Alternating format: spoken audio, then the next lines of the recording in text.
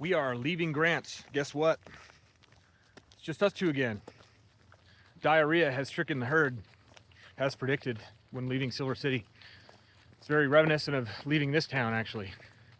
Both places full of really nice people, but kind of run down. Glad to be leaving. We're gonna go into the soup. I know they tell you usually not to go into the soup, but it's the last thing the mountain will expect. We are in New Mexico, I guess, where justice matters most. Shout out to Dr. McBride and like 3 other people that offered us a hitch in the last, like, I don't know, 2 miles of this fucking road. If you want to escape from the prison in Grants, New Mexico, just get an accomplice to make you or drop you off some hiking gear, because people will get you 1,000 miles away from this place without you even asking. I may be wrong about what this is, but it looks like a cross section of a cinder cone or a volcano. Like the limestone on the left would have been sea floor in ancient times or something, and this magma cone pushed up through it and then oxidized on the sides where the lava touched air or seawater and made it look different. But this is odd because I feel like I've never seen anything like this, just a perfect cross section of geology in that way.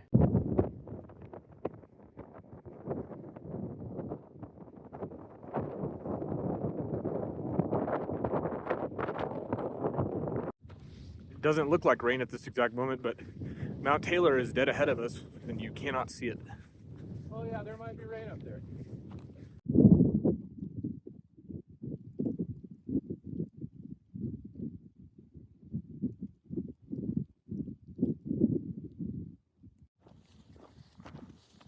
Clover was hoping for a severed human head, but apparently this is just a cairn. I would call it a piece of trash, but That's how you know you're going the right way. interesting.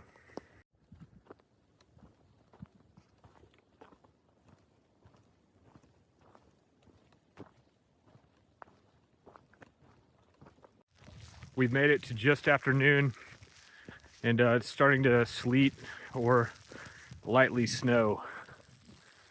We're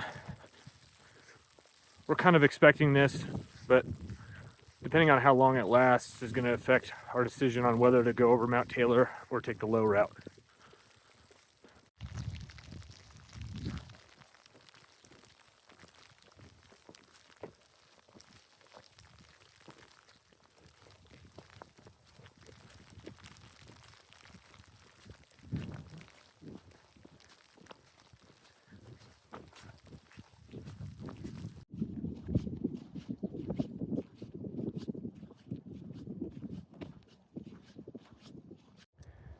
We're not supposed to break any federal laws near this, whatever this federal building technically it is.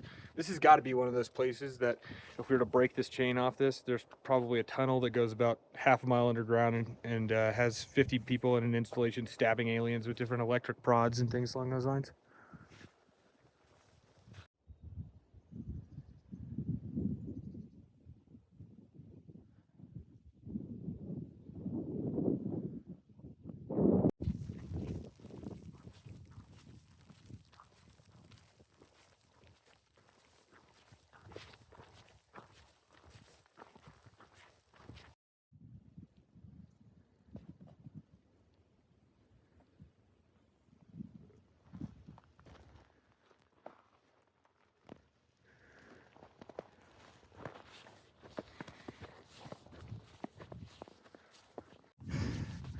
All through the desert, we prayed for respite. And here, we finally get to altitude, and all it does is first rain, then hail, now snow. It's getting worse. What a time. He looks miserable. He'll survive. This is about how bad it snowed on the last day I was on the PCT. Or the last few days, actually. It's much more comfortable now because I've got gear for it. Then I didn't, and we really froze. And we're gonna go over the top of the mountain and be down there on the other side pretty quick, so I think it shouldn't be too bad. We're learning things today. This is the only thing I knew about this place was that Mount Taylor was the highest point unofficially of the CDT in New Mexico. Clover here seems to think it's got some sort of importance in Navajo lore. You said it's one of 4 It's one of the four corners of the Navajo world, or so I read in a book. It could be wrong, I'm really not sure, but I read it recently in a fantastic book in a hostel out in Grants. Okay. We learned he can read. Fuck you. Neither one of us brought our snowboards or anything, but we both have feet that are large enough to probably ski down this mountain. This man's a manlet. He's a manlet, and he's got, what, size 14 shoes? Something like that. Yeah, we should be skiing down this.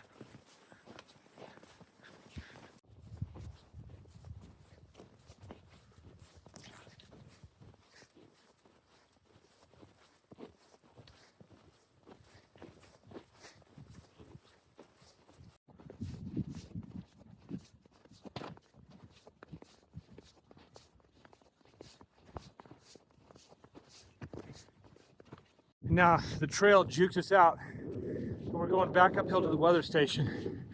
We don't need a weather station. I'm a weather station. I can tell you, going uphill, it's hot as fuck. Going downhill, cold as fuck. We don't need the weather station.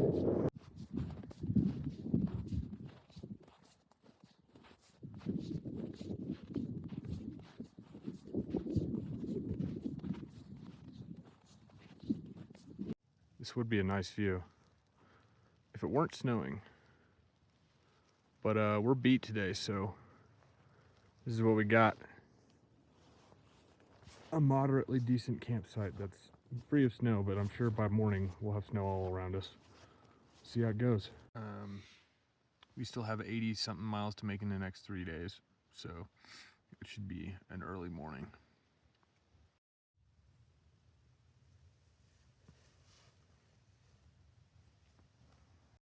Good morning and welcome back to the Continental Divide Trail. What views we have today. This is our camp. We're really thrilled. We didn't have a fire because it's too dangerous in drive conditions to have a fire. We did get snowed in a little bit though. We're really excited to stuff these frozen tents back into our backpacks and hike about 27 miles and then put them back up wet and freeze our asses off tonight. All right, we're in a race against the post office in Cuba, New Mexico in 4 days. We got to average about 27 miles over the next 3 days, 27 miles a day over the next 3 or 4 days. And we don't have the most optimal conditions. It's going to be wet and muddy and snowy and yeah, kind of sucks. But we have a cloud inversion in front of us. It's really beautiful.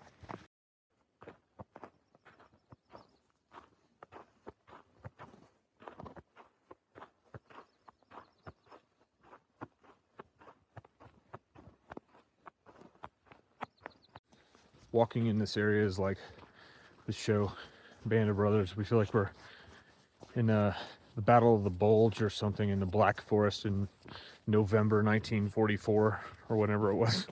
There's also some German hikers that we think are like slightly ahead of us, so we might like be able to recreate the moment in that film. When we shoot one of them who's on a horse riding down the road. Achtung! Schnell, schnell! Schnell! I have a new development.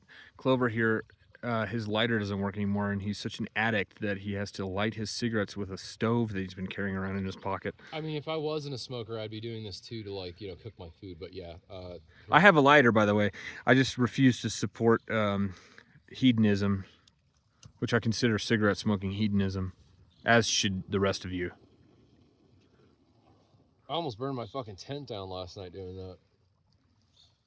Just say no, kids. A little bit of detective work here. We've got toilet paper spread out all over the ground in somebody's shoes. Now what I think happened is probably somebody was taking a dump in the middle of the road and then got abducted by aliens and their shoes were the only thing that got left behind. That's through hiking, baby.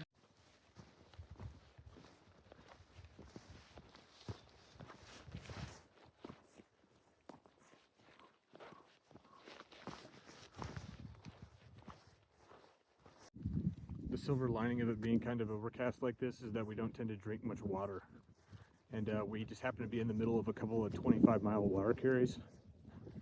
So we just don't have to carry as much. a little bit less weight, a little bit less to worry about. That being said, it looks like some nice local has cached some water for the CDT hikers here. We might not even really grab any though, because neither one of us need much. We're carrying 4 liters each, and at this point I don't think either one of us really drinks more than 1 liter every 10 miles. We could probably go the entire day on 2 or 3 liters.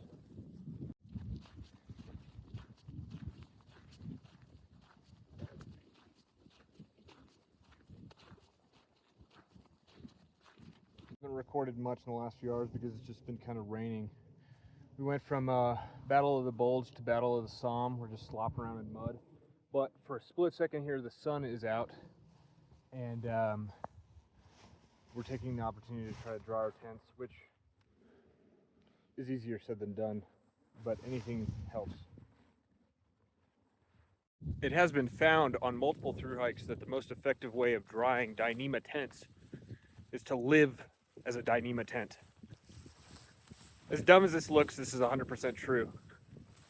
Standing inside of it and turning it into professional, but turning it into a parachute works better than anything else. You get about 10 milliseconds of sunlight out here sometimes, and so you got to utilize the time as best you can.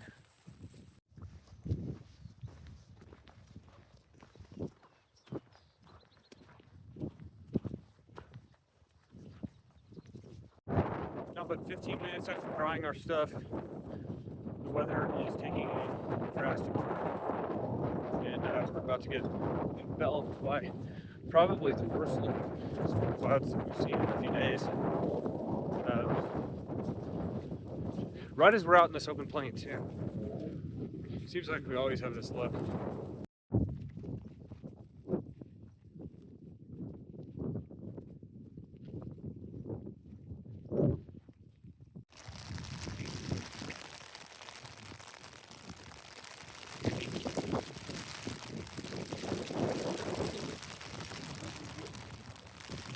These are the kind of days that remind you that through hiking is not really fun most of the time.